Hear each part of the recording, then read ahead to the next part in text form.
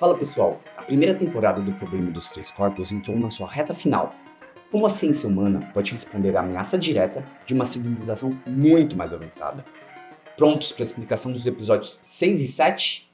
Então, bora embarcar! Você está no Copiloto Digital. O episódio anterior terminou com o céu coberto por um gigantesco objeto espelhado com uma espécie de olho, logo após todas as telas mostrarem a mensagem "Vocês são insetos".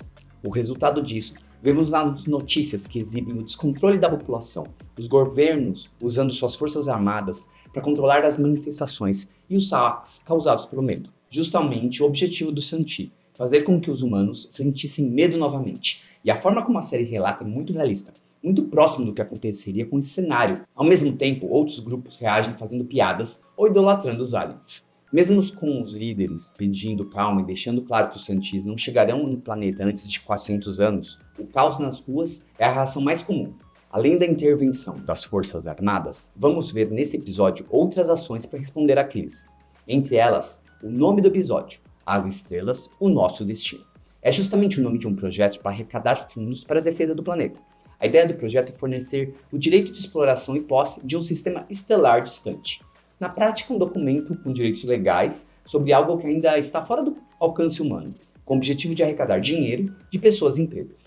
Pode parecer estranho isso atualmente, mas pense nas semelhanças com a história do Brasil, com o Tratado de Tordesilhas e as nossas capitanias hereditárias, com os portugueses e espanhóis dividindo e distribuindo os direitos sobre um recém-descoberto e inexplorado continente americano. É mais ou menos isso. Ou seja, se você tiver dinheiro suficiente, pode comprar agora um sistema estelar inteiro para os seus descendentes explorarem, com a estrela, os planetas e todos os satélites contidos nele. Voltamos então ao Wade, que monta uma base em um local mais isolado e reúne várias mentes brilhantes para pensar em planos para enfrentar a ameaça, incluindo a Jean. A primeira sugestão de Jean é ativar todos os aceleradores do mundo, fazendo experimentos simultâneos, o tempo inteiro. Isso pode fazer com que ao menos um dos sófonos fique ocupado, evitando o avanço da ciência. Eles discutem até construir aceleradores em outros locais do sistema solar, tornando o trabalho mais difícil para os sófocos, talvez reduzindo a vantagem que eles têm no momento. A outra ideia de Wade é enviar uma sonda para espionar a frota Santi antes que eles cheguem ao sistema solar. Ele quer saber qual o tamanho das naves, como os Santis são fisicamente e tudo mais o que for possível descobrir sobre eles. Mas com nossa tecnologia atual, uma sonda demoraria 398 anos para encontrar a frota, o que não chega a ser muito uma vantagem. Mas o Wade não fica satisfeito e força o grupo aos limites para criar uma forma de viajarmos o mais próximo possível de 1% da velocidade da luz e encontrar a frota muito antes disso. Felizmente, Jean tem um plano de utilizar bombas atômicas para impulsionar a sonda com uma vela que utilizaria a radiação da explosão nuclear para acelerar. As bombas ficariam posicionadas no trajeto da sonda e explodiriam quando a vela passasse por elas. Assim como rajadas de vento podem acelerar um veleiro, com cerca de 1000 bombas, seria possível acelerar uma pequena sonda a 1% da velocidade da luz. Apesar das críticas, como foi a única ideia apresentada, Wade manda começar a trabalhar para colocar ela em prática, nomeando o projeto de escadaria, pois as acelerações acontecem como degraus. Aqui vai uma explicação, uma grande dose de opinião nessa vez. Esse projeto seria extremamente complexo para calcular o posicionamento e momento ideal de cada explosão, que permitiria uma trajetória perfeita da sonda. Além disso, a radiação atingiria também a sonda, não sendo claro como ela poderia se proteger disso. Existem hipóteses de acelerações com base em explosões nucleares, mas que as naves levariam suas próprias bombas. Existem também ideias de naves movidas por velas, de luz ou elétricas, que poderiam utilizar, por exemplo, os fótons do Sol ou de estrelas muito mais potentes, até supernovas, que poderiam ser capazes de criar uma grande aceleração. Além disso, algumas iniciativas existem para enviar sondas super leves impulsionadas por lasers daqui da Terra. O autor dos livros poderia ter utilizado como base algumas dessas ideias para o projeto Escadaria, que, na minha opinião, é algo muito mais próximo da ficção do que da realidade. Muito legal e divertido assistir esse projeto na série, mas improvável que seja feito isso algum dia na vida real. Uma outra forma de resposta da humanidade é uma força espacial para enfrentar a frota Santi, que parece que está sendo construída e desenvolvida na Lua. Não temos muitos detalhes, apenas o Raj, namorado da Jean, pede para participar dessa operação. Provavelmente vamos acompanhar isso no futuro da série. A maior parte do restante do episódio não temos muito o que explicar. Acompanhamos os dramas dos personagens, como Clarence liberando o NDA, para tentar novamente ser ouvida pelo Santi, o que pareceu quase como uma ameaça, indicando que ela ainda tem algumas ideias e que daqui vários séculos pode acontecer uma luta justa ou nenhuma luta, de acordo com ela. Jin convence a Aug a mais uma vez cooperar com Wade e agora para construir com as nanofibras a vela para a sonda. Depois descobrimos que o Wade pretende enviar um ser humano na sonda, pois só passar pela frota rapidamente não permitiria capturar muitas informações, e talvez os Santi até destruíssem a sonda antes disso. Mas, em uma aposta direta com o Santi e com os Sophons, Wade usa o jogo aberto para oferecer um ser humano, e que a frota Santi que deveria se preocupar em desacelerar e capturar a sonda com seu passageiro. Com certeza isso deve ser interessante para eles. Do nosso lado, conseguiríamos enviar um humano para o coração do inimigo. Fica a dúvida de como esse humano capturado ia conseguir nos enviar alguma informação ou nos ajudar de alguma forma. Wade responde que isso seria um problema para esse humano resolver sozinho no futuro. Dentre os dramas pessoais, o episódio foca na situação do Will, que até tenta procurar Jin para confessar seus sentimentos. No fim, após herdar uma fortuna de Jack, ele decide comprar para Jin uma estrela, indo até a organização As Estrelas, Nosso Destino. O episódio 7 começa com Will mostrando a Sol a estrela que comprou para Jin, visível a olho nu, avermelhada, distante cerca de 401 anos-luz da Terra. Ele comprou para Jin, mas não quer que ninguém conte para ela. Will passa mal e então desmaia. Os números do projeto Escadaria também mostram que mesmo com 1% da velocidade da luz, a sonda demoraria cerca de 200 anos. Eles precisam então descobrir como fazer um ser humano sobreviver no espaço por todo esse tempo. Para isso, eles chamam cientistas de outras áreas e vemos o resultado de um teste que deixou um chimpanzé em estado entre a vida e a morte congelado, hibernando, durante um mês. Vemos que parte do plano maior de Wade inclui se colocar nessa espécie de hibernação, para supervisionar toda a ação contra o Santi, acordando todo ano por algumas semanas e voltando a hibernar pelos próximos 400 anos. O nome do plano de Wade é o nome do episódio, Apenas Avançar. Vamos a uma explicação aqui. Já vimos isso antes várias vezes na ficção científica. Nós temos alguns resultados reais desse tipo de tecnologia de hibernação. O mais interessante que eu consegui descobrir são projetos financiados pela NASA para a missão a Marte, incluindo pesquisas que buscam reproduzir os efeitos de mamíferos que hibernam naturalmente. O medicamento SNC-80, desenvolvido pela Universidade de Harvard, foi capaz de induzir um estado de hibernação.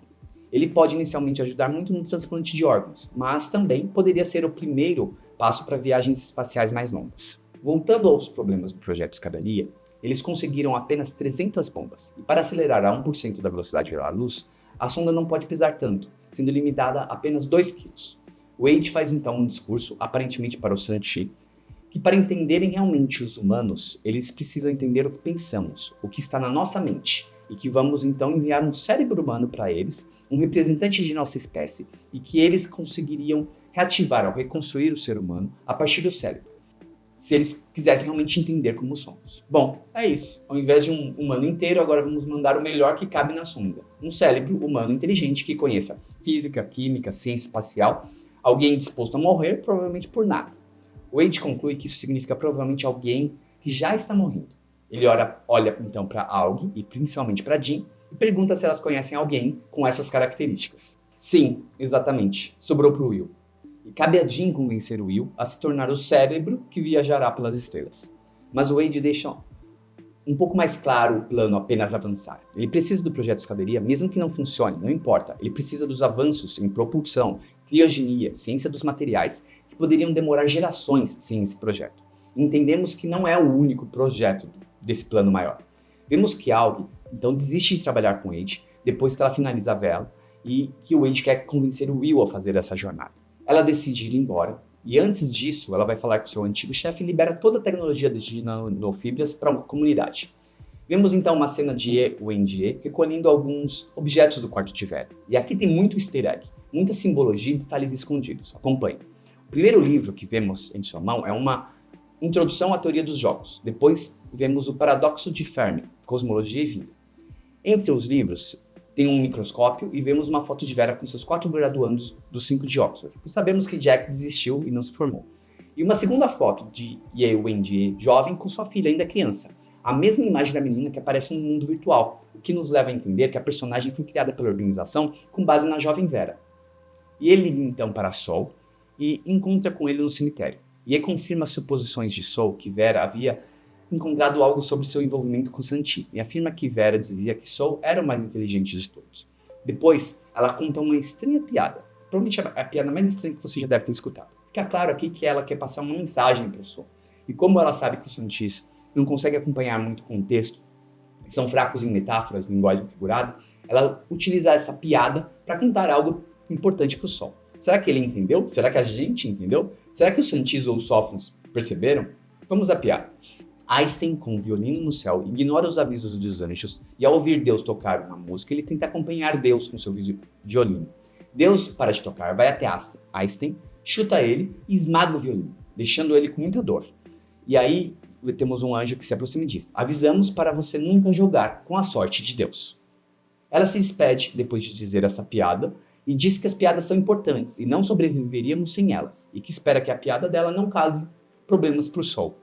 Não vou tentar teorizar sobre essa mensagem, apenas dizer que foi uma adaptação interessante dos livros. Vale voltarmos um pouco aos livros que ela viu na cena anterior. Já expliquei um pouco sobre o paradoxo de Fermi. Fica um card aqui, mas basicamente a contradição de não termos recebido nenhum contato até agora e a alta probabilidade de existir vida inteligente em outros sistemas do universo. O segundo livro sobre a teoria dos jogos nos leva ao princípio básico que dois lados, ao tomarem decisões para melhorar seu retorno, devem definir estratégias. Mas sem comunicação com o outro lado, que estratégia deveríamos seguir? Uma vez que as escolhas do outro podem influenciar o resultado de nós dois. Essa teoria, usada, por exemplo, em economia, estratégias nucleares, política, tem exemplos clássicos de que os dois jogadores disputarem o melhor resultado tentando impedir que o outro alcance esse mesmo resultado, os dois irão obter os piores resultados possíveis. Mas se escolherem estratégias equilibradas, que possibilitem a si e ao adversário resultados razoáveis, eles podem sair muito melhor. Dessa forma, os dois jogadores conseguiriam provavelmente bons resultados. Talvez um deles até consiga o melhor resultado, mas mesmo assim o segundo pode conseguir algo bom o suficiente se os dois optarem por uma razoável colaboração. O problema da capa do livro é um dos que ilustram o equilíbrio de Nash, que tem esse nome em homenagem a John Nash, vencedor do Nobel, que teve sua vida retratada em um premiado filme, Uma Mente Brilhante. Vale muito a pena assistir. Inclusive, esse problema é explicado em uma das cenas do filme de uma forma muito amigável, ilustrado como uma tentativa de amigos de conquistar garotas em um bar, e como eles podem ter mais sucesso se não disputarem a garota mais bonita. Essa teoria tem muita relação com a crise causada pelo Santi. Quais serão as decisões que a raça humana deveria tomar para não ser totalmente destruída pela chegada dos alienígenas? Como melhorar os resultados nesse jogo que tem a Terra como prêmio em disputa? Pelo visto, a piada de Ye Wenjie tem a intenção de ajudar Sol nessa investigação. Vemos o Wade falar com Will e ele deixa claro que aceita por causa da Jean, que ele não tem por que assinar um juramento de lealdade à raça humana e que talvez os Santis sejam até melhores que nós.